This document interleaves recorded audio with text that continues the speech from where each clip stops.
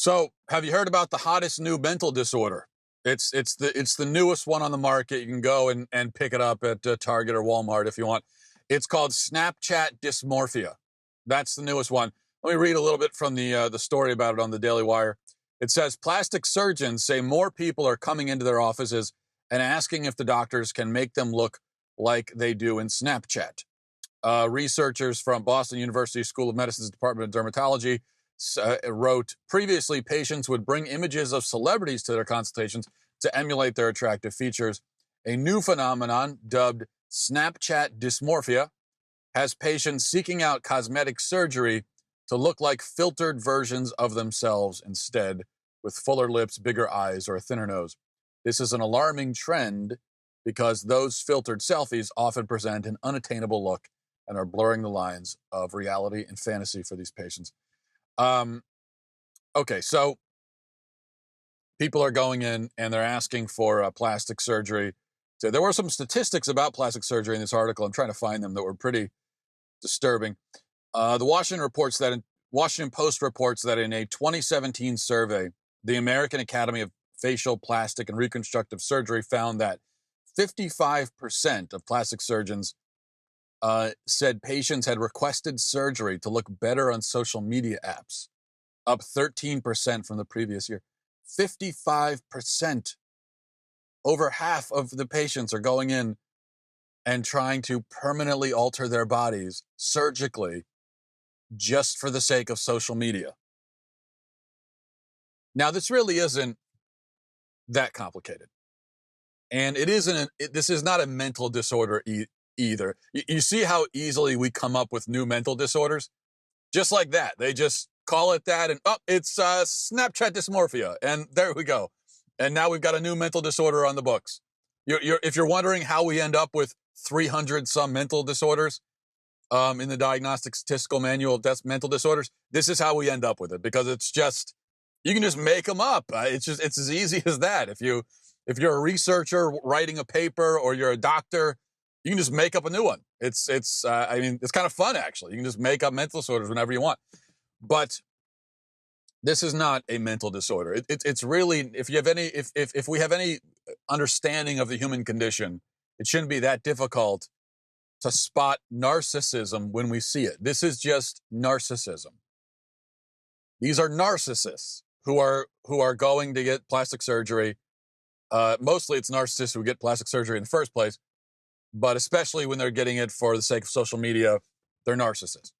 Narcissism is when you take an excessive interest in yourself, especially your appearance, but not only that. I think we kind of have this misguided idea of narcissism, where we think that a narcissist is somebody who thinks too highly of themselves, who has essentially we conflate arrogance and narcissism. And then on the flip side, we think that a humble person is someone who thinks lowly of themselves, someone who has a low opinion of themselves. But that's not the case. And that's why I think we often assume that if somebody has a bad self-image and so they're going to get plastic surgery, well, they couldn't possibly be a narcissist, because they obviously think they have a poor opinion of their own appearance. But that's just not the way it works. A narcissist is someone who thinks about themselves too much. Whether those are good or bad opinions doesn't really matter. The point is, they're spending way too much time thinking about themselves. Whereas someone who is humble is someone who just doesn't think about themselves that much. And when they do think about themselves, like a humble person, in fact, in order to be humble, part of humility is recognizing your gifts and your strengths and appreciating them and being grateful for them, but then not dwelling on them. So like a humble athlete is someone who, it's not that they don't realize they're a good athlete. No, they know they're a good athlete. They appreciate that fact, but then they just go and they live their life. They don't think they're better than anyone because of it. They don't spend a lot of time thinking about how great they are. They realize it, they're grateful, and then they go on and they play the game, right? So I think if you're obsessing all the time about your physical flaws, or what you perceive your flaws to be, then you're a narcissist. And you're a narcissist because there's a whole world out there, and there are billions of people. None of them care about your physical flaws. It doesn't matter. It's irrelevant to everything. Yet all you can do is just stare in the mirror and look at your nose that you think is too big or whatever. I think narcissism lies at the root of many alleged mental disorders. Many things that we consider mental disorders are really at root just narcissism. It's just self-obsession. And we kind of create that in ourselves because we spend way too much time in our culture thinking about ourselves. We spend entirely too much time looking inward into ourselves, at ourselves. So we like to think that, in this culture, we have so much anxiety, we have so much stress, we have so much more of it than people in the past must have had. And we talk as though we're the first generation to ever have self-image issues, or issues with self-esteem or what have you. But none of that is new. The reason why we seem to have more of it is that we spend so much time thinking about ourselves. We spend so much time analyzing our own emotional state. And when you do that, you're bound to find problems. Like when you sit there and think, how am I feeling right now? How do I feel about how I'm feeling?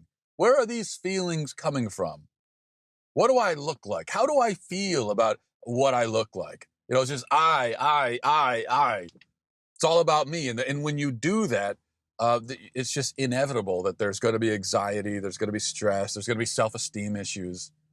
It's inevitable. And I think we could cure or treat or control at least a lot of that if we just thought about something else. This is why, by the way, I'm not a fan of all of these love yourself campaigns and you're beautiful just the way you are and all that. Embrace your imperfections. All these marketing campaigns that it seems like every, cosmetic company or whatever, any company that sells toiletry items, this is what they do now. This is how they market. Which is especially funny if a makeup company markets itself that way. Embrace yourself just the way you are, but first put on a little makeup, okay? But then embrace yourself. I think those campaigns only contribute to the problem because you're encouraging people. Yes, you're encouraging people to think positively about themselves instead of negatively.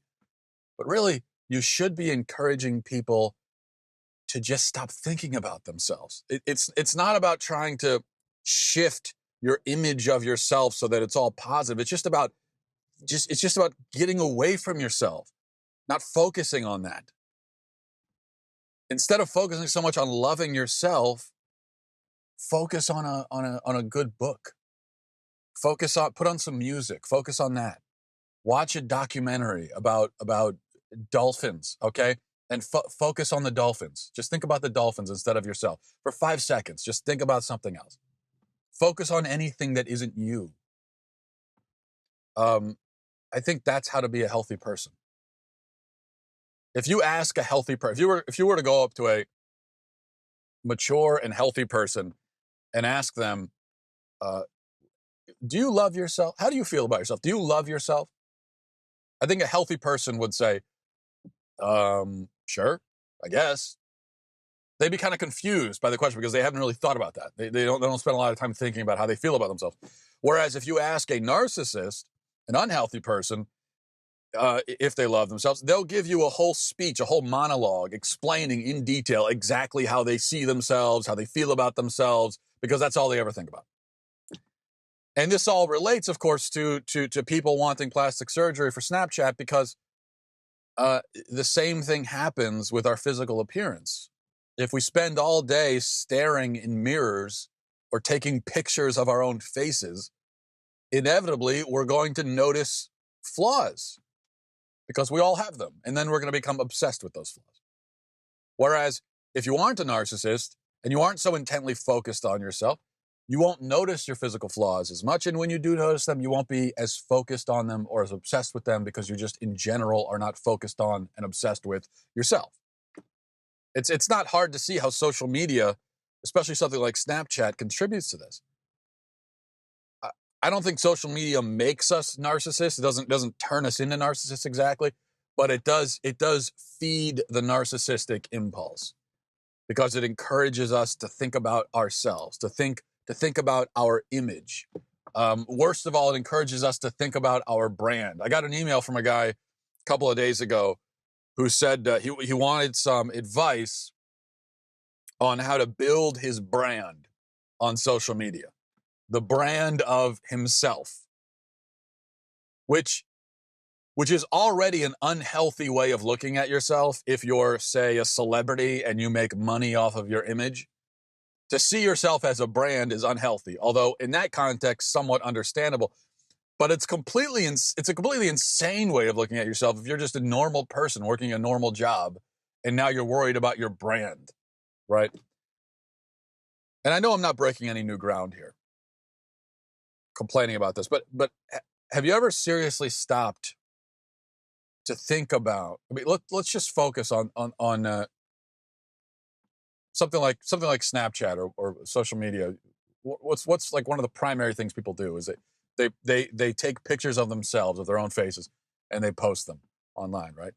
But have you ever thought about the whole concept of taking a selfie? I mean, who would have ever predicted that one day we'll have these high-powered cameras which we carry around in our pockets, and everybody would have one, but we would use them to take pictures of our own faces 600 times a day, where we're experiencing life, with our back turned to it. Where even if we want to take a picture of something beyond ourselves, we have to take the picture so that we're in it also. So we're taking the picture like where the thing is behind us, but we are also, because we need ourselves. I was at a lake recently, and there was just this great view of the lake, and there were trees, and there was the sun was poking through, and there's a few clouds in the sky. There were birds, just a beautiful view. And there was this guy standing not far from me. He was trying to get a picture of the lake, but he had his back turned to it because he was trying to get the lake in the background. He wanted the lake, but he needed his own mug on the forefront of the picture, right? And it's like, why don't you just get your face out of the way and take a picture of the lake? I mean, no one cares about your face. You know what your face looks like. Everyone knows what your face looks like. Doesn't matter. So just take a picture. Or you know what? Better yet, don't take a picture of the lake at all. Just experience it. Be in the moment. Sit there and look at the lake and think, wow, that's a beautiful lake. And experience the beauty. Don't document it. Don't try to use it for something. Just be there. And then have it in your head. Something to think about, something to focus on that isn't you. And go about your day. Kind of absorb this beautiful moment into yourself, not into your phone, but into yourself, and then carry it with you. I think that's probably even a better strategy. But this is what social media has turned us into.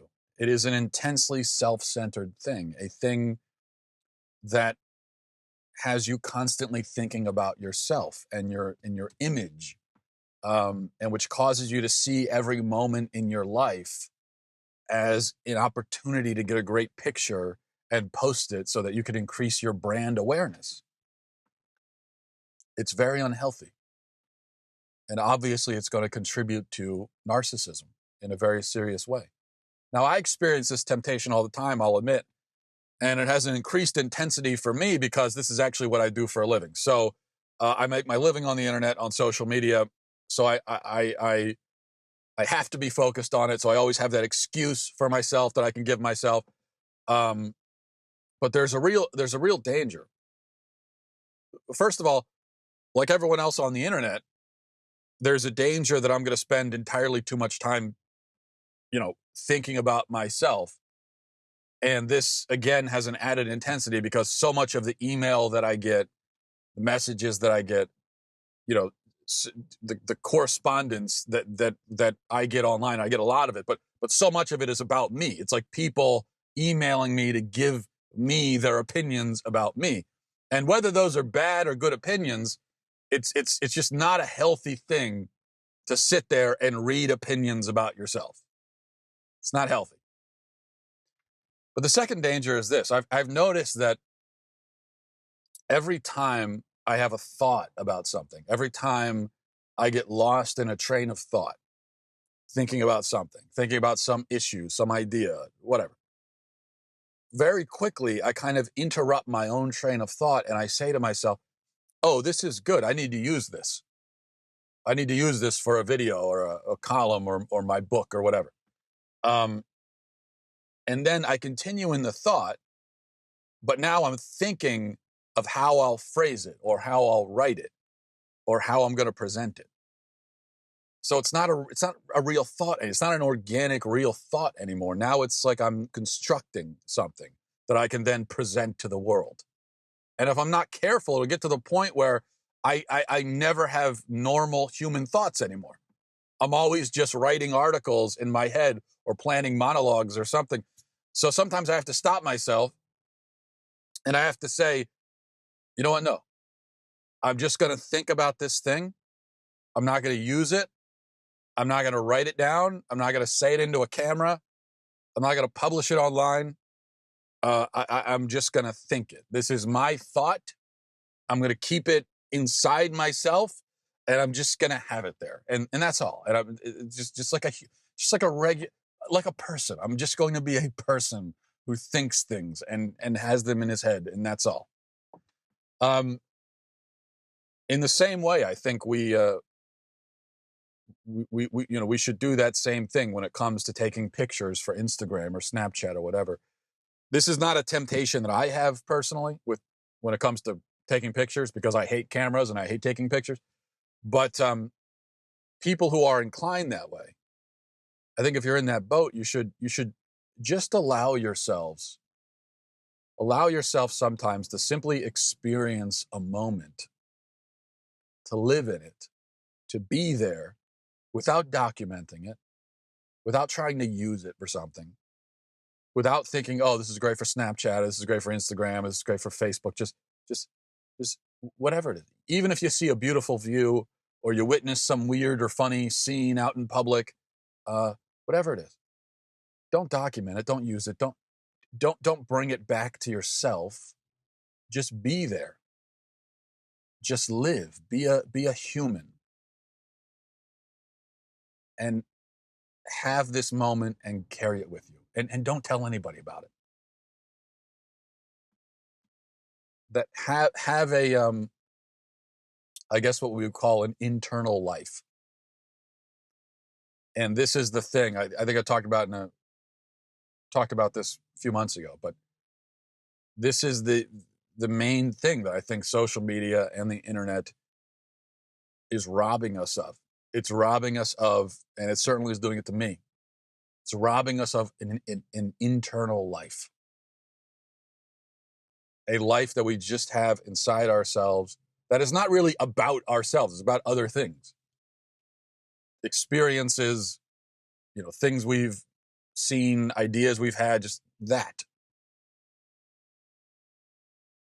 Where now we pour all of that out online on social media and we try to package it in a certain way in order to puff up our image to other strangers who happen to be online. It's an unhealthy thing. And as I said, it is fuel for narcissism. And unfortunately, all of us who are online and on social media, which I assume everyone watching this or listening to this right now is, there's just a ton of fuel out there for narcissism. There's a lot of narcissism fuel. And we have to avoid sometimes consuming it, I think. Thanks for watching, everybody. Thanks for listening. Godspeed.